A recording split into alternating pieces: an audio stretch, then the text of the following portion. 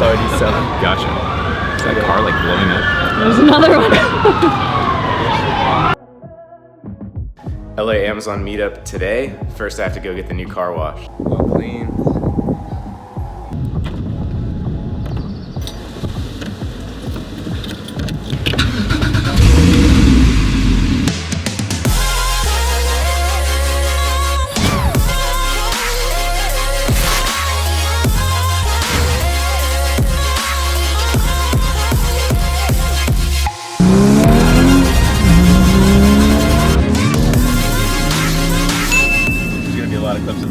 I just got it a couple days ago, so I'm pretty obsessed with it right now. So, meetup's about to happen, but SAMER Brax, a lot of you guys probably already know him.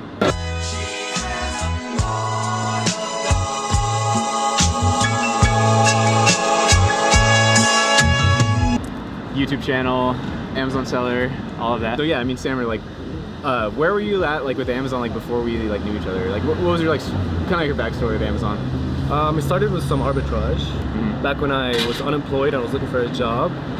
And backstory, I moved to Canada as an immigrant. And I was looking for a job and it took me a whole year to find a job. So between that time, I learned how to sell on Amazon because I was bored, wanted to make some money, and I didn't have anything else to do. So I started with some arbitrage because that was the easiest thing to start. Yeah. I was too scared to start anything with more money. But I started arbitrage and then I started some private label. Started with one product. It did okay, but it was the stupidest product ever and not differentiated at all. Somehow I made it work. It did okay for a while. It did okay. I mean, I'm still amazed. I mean, it's still, I always hesitate to even say it, but like, there still is opportunity like with those yeah. I mean, there's a lot of. But I never like to tell people like, oh yeah, just like slap some shit together. But like, it is kind of amazing how a lot of times those do still take off. Yeah. It's riskier, of course. And like, I tried everything. It's not like I put a listing up and it worked. I tried a lot of things until it worked. What were those? Like what moved the needle? The main image, it highlighted something that I had that a lot of people had, but no one highlighted. There's like a huge tip there. It's like, even if your differentiation isn't much, it's like your differentiation in the positioning and just like highlighting, selling a feature a way that other people aren't even realizing that it's a feature. I've done that too. Yeah, I'm like, they have it, but they're not showing it. Right. But they see that I'm showing it and they just buy mine. Yeah. And a lot of older people were buying my product, so it's easier marketing. You don't sell this product anymore? No. But you don't talk about what it was? No, because it's still a good market. Okay. I don't want to ruin it. All right, we moved tables. Where were we? So yeah, I started that product, but I didn't put too much thought into it. And I wasn't thinking the way you think in terms of brand and in terms of doing something that's real. I was thinking more, sell this, make money, do something with that. Yeah. But then I saw you and I started learning from you and watching your videos.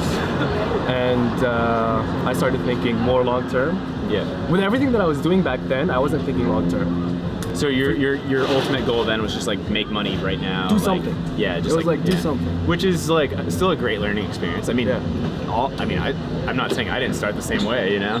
Like I definitely did. But it was also kind of like I didn't have confidence that I can do it long term. It's like I'll try this. Well, it's playing a bigger game, more investment, more complicated. Like it's just totally different. Yeah. And my background's engineering, so it's nothing to do with this.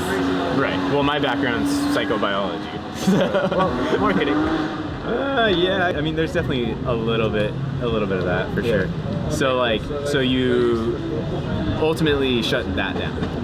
Recently, whenever I did that video where I was like, I stopped selling that product. So like after like following my stuff, then you started looking for an opportunity that was going to be more of a long-term thing, and that's what you've more recently launched. And so what's going on with that? So that product that I was selling first was doing well, and I thought of going long-term with it, but it just wasn't a good opportunity. So then I stopped that, and now I started the brand, and now it's doing pretty well. So did thinking about it in terms of brand, like how did that affect the product selection? Like, did you already have that product idea and you spun that into long-term thinking with a brand, or did you like think of a brand and think of the long-term and then find the product? You know I went the Amazon way of finding a product. Right. Like looking for the numbers. Yeah. But then I found something that I actually like the brand and the idea. Yeah. So it just happened to be something that I actually like. Sweet. That's the best. It took a lot of time to make it happen. Because I had to figure out what to do with the branding. what's the story, Yeah. how to expand from there. And it took like the whole summer to get it started.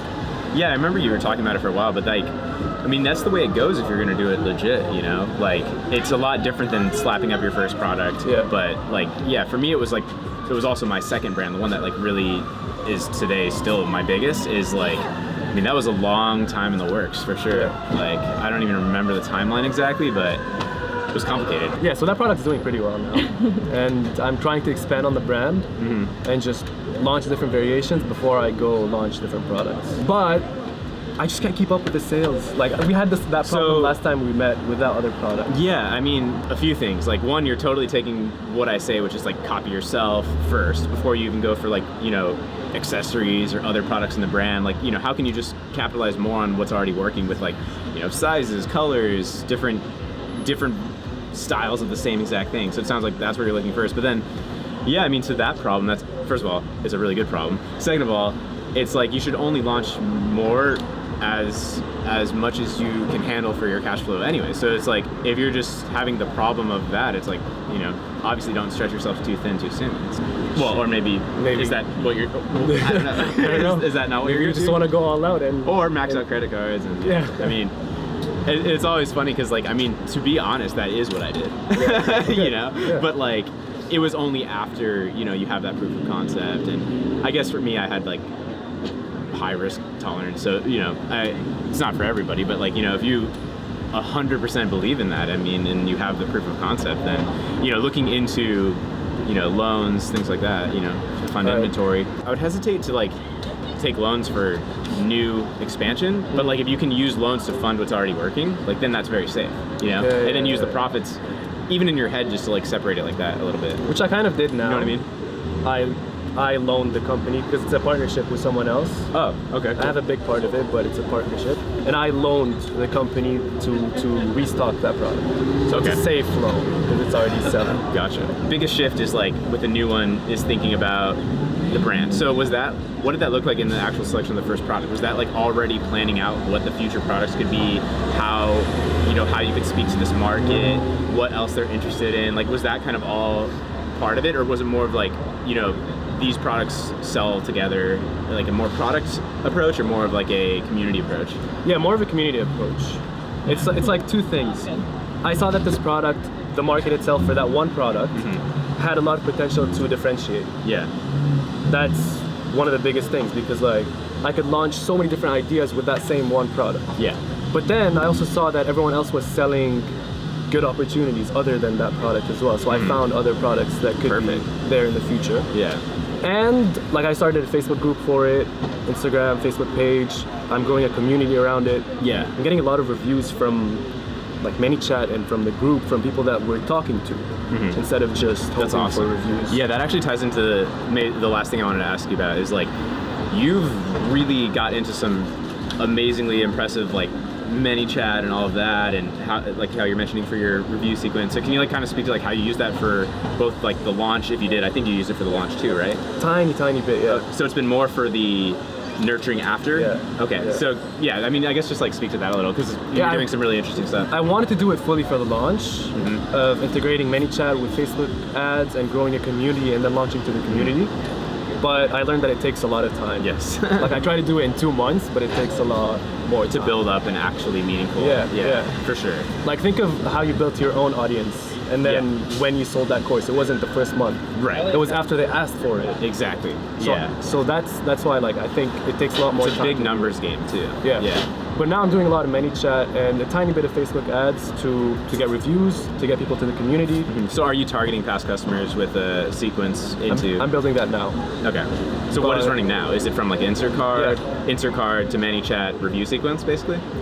But a long sequence, not just. Right. Yeah, but like that's the. Exactly. Right. Yeah. So they see the card. A lot of people have surprisingly been scanning it because like you don't even know that you can scan with Messenger. Yeah, I know because of this, but I don't know because I don't know as just a. Yeah. I don't know. Yeah. So I was worried people wouldn't know how to do it, but I put really instructions on the card, like click here, and Messenger changed the steps on how to do it, but they're still figuring it out now. Okay. So I need to update the card. Yeah. But people opt in. I give them a guide on how to use the product, and then I talk to them multiple times in an automated sequence, and then they either review by themselves or they get that last message of review. But now I want to add after that to give them more. Let's say I post something on Instagram that is how to use the product. I'd link that in the sequence, so then they go to Instagram, and then if they did not leave a review, which is a clause, if not, I'll ask them again after giving them more stuff. So that's something I'm building now. Yeah, and just so people realize like how powerful that is long term, when that second related product comes out, you can hit that list. Obviously not just like market, but you're doing it in a way where it's like content and nurturing and all of that. Now I'm getting suggestions like, hey, can you launch this product? So then when you come out with that product, you know, boom, like now you have that list ready to go. Yeah. So, but not to overwhelm people. Yeah. It's not like I've perfected this. Yeah. A lot of it doesn't work. No, a same. lot of it, I mean, that stuff is, I get you on that. It's like, but you can tell like this is kind of like where it's going, and it's good that you're something's working. It's good that you're staying on the front of it like that. Yeah. So what's like next for you? Because I mean, like when did you quit your job? You quit your job March 2018. Oh, it's been a year. Oh shit, it's been a year. Congratulations. Congrats, dude. That's huge. So like, I mean, and that was a factor of like the first product, YouTube, some other stuff, affiliate. So sweet. Yeah, mostly YouTube and what came from YouTube. Yeah. But it was because I started Amazon. Yeah. And I got into that stuff. Yeah, SAMER is an affiliate for Zero to Brand, and that was a big part of it. That was probably a good chunk of those earnings. So thank you. Thank you. But yeah, so that's awesome story. I love it, especially just because like I've been in touch with SAMER now since we both started our YouTube channels like roughly the same time, right? Yeah. And you a bit before. I think me just before, and SAMER was in like the initial test group for Zero to Brand. Wanted to interview me for his channel, which at the time had like, I don't even know, 50 subscribers, maybe. Like, maybe. Yeah. And yeah, his channel's bigger than mine now. So if you're watching this, you're probably already subscribed to SAMER's channel, but definitely go check out SAMER's channel if you haven't. Check it out. I'm trying to figure out what to do with it. Me too, dude. Me too. You know, nobody has it figured out. If I've learned anything, it's that nobody has it figured out. So. All right, thanks for having me. Let's get into these people. Yeah. What up? Meetup is getting started. You know, like, okay, so different major businesses, right? They typically outsource a lot of things. Even for this business, if you will, you outsource tools like Helium 10 and different things like that. Do you recommend for somebody who's like a newbie to learn PPC and Facebook marketing themselves, even if it means kind of not putting in a level of expertise that most people would have? In like a marketing agency or something you could outsource? Like, do you recommend me learning PPC, or do you recommend me outsourcing PPC for a first product to be successful? Especially with PPC, because it's something that you're going to look at every day. Facebook ads maybe less, but I'd still say learn it. But with PPC, you have to know what's working and what's not, so that later you can get someone else to do it. But if you don't know it yourself, and there's a lot of testing with PPC. So your specific case or your specific SOP procedure might be different from someone else's, so you have to figure out for yourself your product, and then maybe in the future get someone else. So a question for Matt and Sam: where do you guys see where do you see Amazon going in the next 2 years? I think like based on recently, it seems like with the pace of growth and with sellers, things kind of getting like more mature and harder, or as Ryan Moran would say, like consolidated, like, you know, it's kind of weeded out like the super easy, like do a giveaway and all of that type of stuff. So yeah, so I actually feel like things have been like very stable for the past like year. I feel like things haven't really gotten that much harder or easier, like it seems. So I feel like at least with growth, like I feel like we're gonna be in this roughly pretty comparable, like I don't think things will be unrecognizable in 2 years, you know what I mean? Like, I think it'll just be trickling changes. Like they're always kind of doing new policies, new little things. There'll be new rules that everybody kind of freaks out for 5 minutes and then figures out. But like, I think for the most part, like we're in a pretty like stable time. That's the way I see it. Do you agree, SAMER? What do you think? Yeah, I agree. SAMER agrees. That wide open, like easy pickings has been closed for a couple of years, and now I just feel like it's pretty much been the same game for the past 2 years already, kind of, roughly. I mean, you know, new strategies people try, stuff like that, but nothing like drastic. Well, what I'm doing is taking stuff off of Amazon as much as possible. So Taking it to your own website? Yeah, or planning to. and I'm gonna keep doing more and more of that. And that's of course like part of it, but like that's part of what I would have said a couple years ago too, you know, like Oh, yeah? yeah, for sure. I mean, people were talking about that way back, but you know, I think Amazon as a launch platform will still be relevant for a while. I mean, because obviously controlling the sales, all of that is great, but like, you know, Amazon has so much traffic that you can tap into, so it's valuable. Or do you ever think you're gonna have your own warehouse and your own fulfillment center? 'Cause I mean, you manually have to put those orders every time, right? There are ways to make it automatic. Okay. I still point pretty much everything to Amazon though, but like at least having it, I think the most important thing that people can do, even if they're taking pretty much no sales on like Shopify or their own website, is like understanding these things that would allow you to flip the switch if needed, or to be collecting the data in a way that you can know what to do with it. Like how SAMER is like having on his insert card like a messenger QR code to like get into a ManyChat sequence to then get them into Facebook groups, things like that. Or even as simple as just having your past customer base so that you can retarget and potentially re-engage those people. Just like, you know, even just having that understanding is gonna like set you up in a way that kind of protects you. You know, like It's still funneling them there, but gaining that information just in case Right. they have to switch and that's use all where that I information. still stay with mine.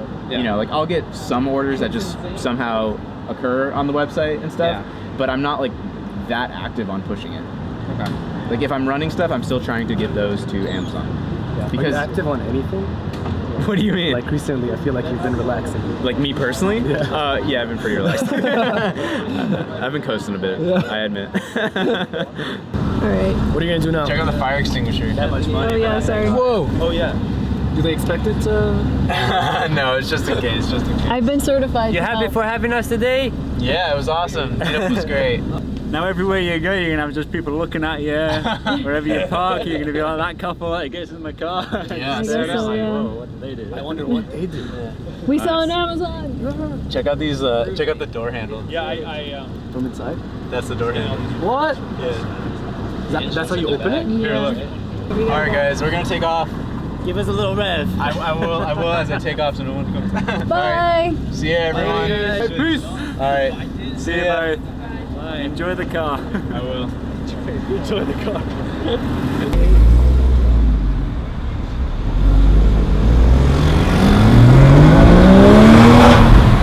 Alright, headed back after the meetup now.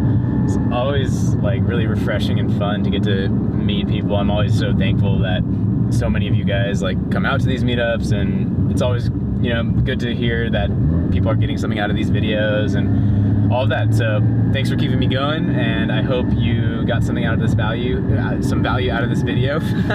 Hopefully from that part with SAMER. I think that was a cool little mini interview in the middle. And yeah, thanks so much for watching. Please do smash that like button and leave a comment, feed the algorithm, and subscribe if you have not already. Hit the bell. And also in the description there is a Facebook group, all kinds of other stuff. You can check out the Zero to Brand course if you're looking for something like that. And yeah, hope I can be of help to you guys in videos to come. So thanks for watching. See ya. Also, I have to shout out this gift. That's amazing, the Senna. So cool, thank you so much.